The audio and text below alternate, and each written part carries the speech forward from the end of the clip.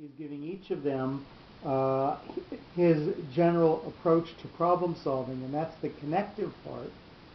But he is letting them stay independent and stay different, so that each of them can process their own experiences, and that is the pause after the tikha. Uvanot, and daughters with the stabilizing sof pasuk. Peleg suggested that his sons and daughters use reason as a criteria for their decisions. So when you're 11, we are at number 11. Yeah. Does the sons and daughters use reason?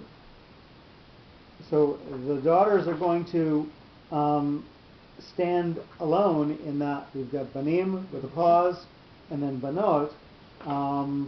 They are going to not necessarily have the level of instruction that the sons have had, and yet they're going to get logic and the ability to see how a decision maker and a generational influence acts, and they're going to learn more indirectly than the sons have learned. So you're noticing that when we talked about the number 10 about the sons, that he's giving them instruction and so on. With the daughters,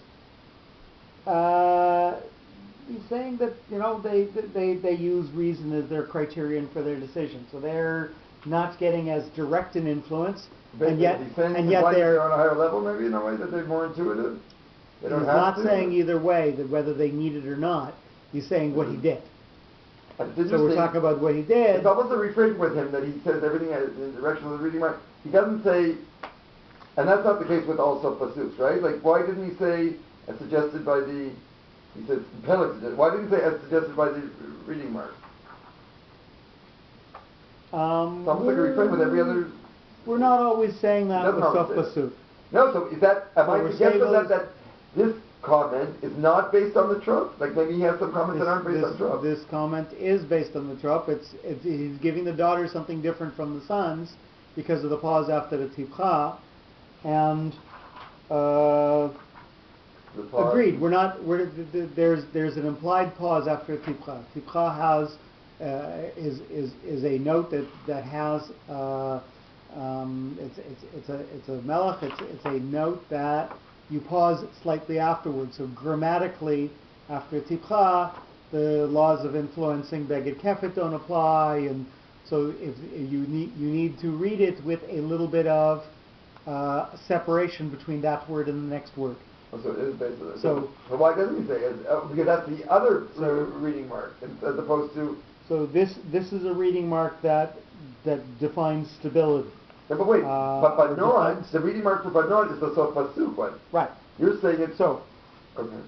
So they're having their own sense of stability from a different type of influence than the sons have. Oh, so it is from the. So it is from both that note and from the fact that it's a note that's standing alone. And by the way, we have a side note that all of a sudden we're only living 209 years, and the generation before had lived much longer. A sudden drop of longevity from 400 to 200 years occurs. Who's he talking about? More pollution. Peleg. Peleg is only living 209 years. So why is he saying that after the Banot? It can be anything. So when we have these side notes, they're not bending. That's why it's NB. Yeah. Mm-hmm. They are not related to the trop. So these are just other facts that he's bringing in. No, but aside from not being related to the trop, it's not related to the word that it comes. Like it's just at the end of the pasuk, or somewhere in the pasuk. By the way, because I thought it could be after the. It's like a PS at the bottom. Yep.